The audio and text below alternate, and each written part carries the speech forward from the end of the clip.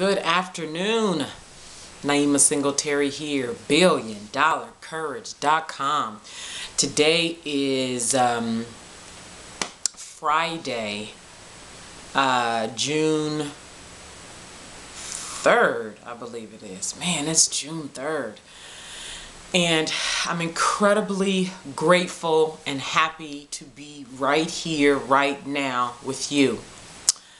So I had a video topic for today, but I love spontaneity and inspiration.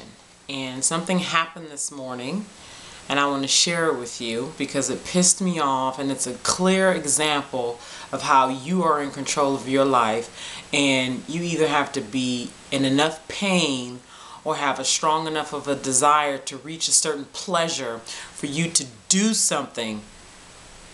Take full, complete, absolute control of your life. So I got a phone call a couple days ago from a young lady who I attended college with. I don't know how she got my number.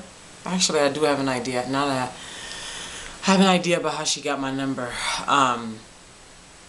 She didn't leave her name. She left a voice message and she didn't leave her name. She said, I'm calling for Naima Singletary. My number is blah, blah, blah, blah, blah, blah, blah. So I'm like, okay, you don't leave your name and you leave a message. And this phone line that she called me on, because I have two phone lines, the phone line that she called me on is a strictly business line. So I'm like, I wanted to at least find out who it was. So I call her back. And I recognize who she is. She calls because she's looking for a job. She said to me that she has not found a job. Listen to this. She has not found a job in 3 years.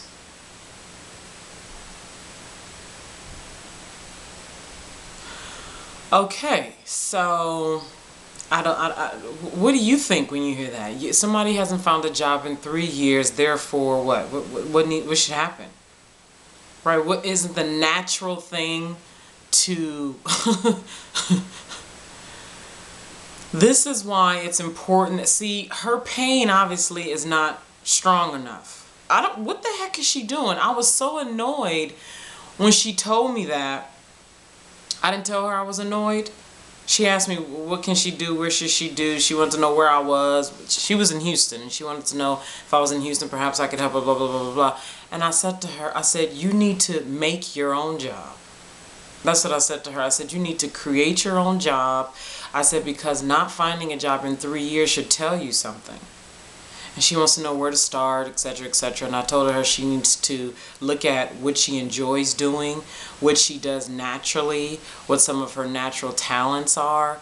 And we had maybe about a 7-minute conversation. But she has a lot of mind work to do. It was very clear to me that she has a lot of mind work to do. And she wasn't in a situation to afford to hire me as a coach. And so I shared 7 minutes of my time with her, and I wished her the best of luck. But she clearly and obviously has a lot of mind work to do. And I really think she is a reflection. She's a major reflection of what I think is a problem with a lot of people, is that they're waiting for people to do something for them, to give them the answer, to tell them what direction they should take, to, you know, take their hand and say, okay, here's the solution. What you need to do is you need to find A, B, C, and D, and then go buy this, and then go do this, and then wait 7 days, and then this will happen. People want a magic formula. Here's the thing. This is the damn formula, okay? What do you want to do? Figure out how to do it. That's the damn formula. And it's that simple. It's not a go, you know, somebody's going to tell you this, and, you know, you got to figure that, and go.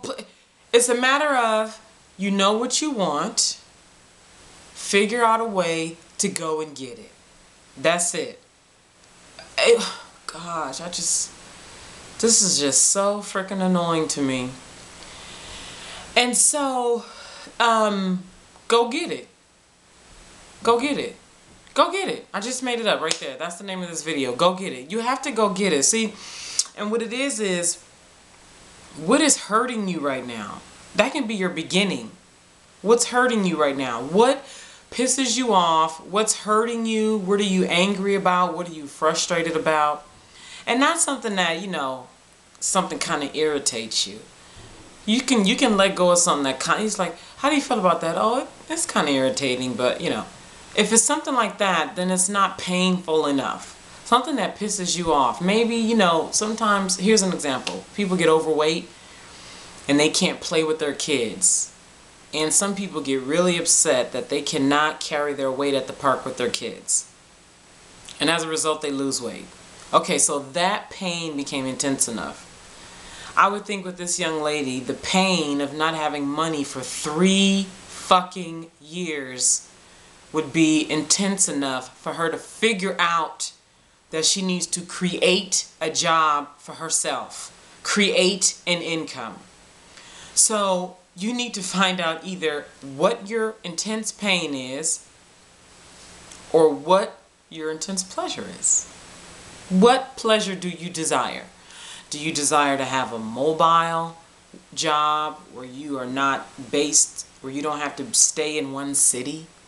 Do you want a job that allows you to travel to a different state each month? Do you want a job that will generate you X amount of dollars each month? Do you want a job that will allow you to talk with people on the phone? Do you want a job that will allow you to only work with people online?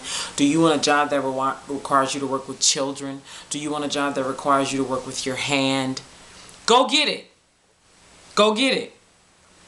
I'm telling you. What is the okay?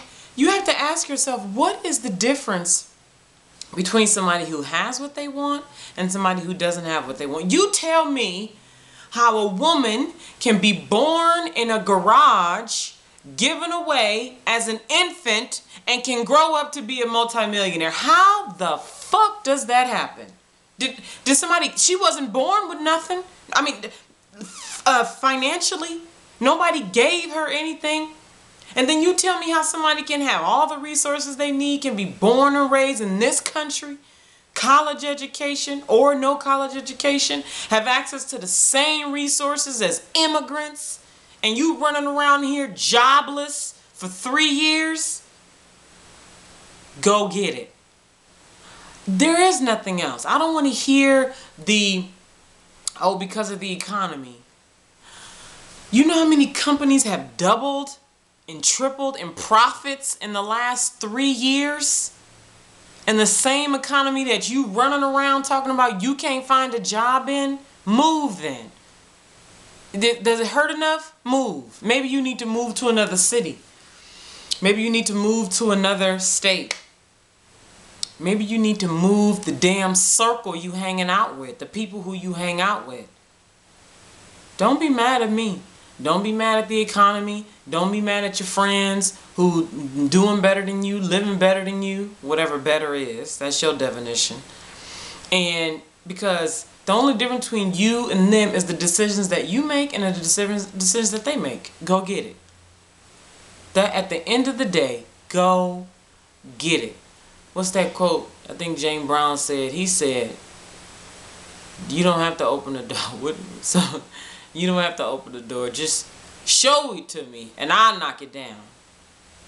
I will knock it down. See, the thing about it is when somebody wants something bad enough, I had a family relative tell me the other day that she wants to move somewhere in particular, but she don't know how to make that happen. You know what I said to her? I said, when you want it bad enough, you'll figure out how to move. That's what I said. See, that's the truth. When I moved to Houston in 2006, I had no idea how I was going to make that happen. I didn't know a soul. Some of you guys may know my story.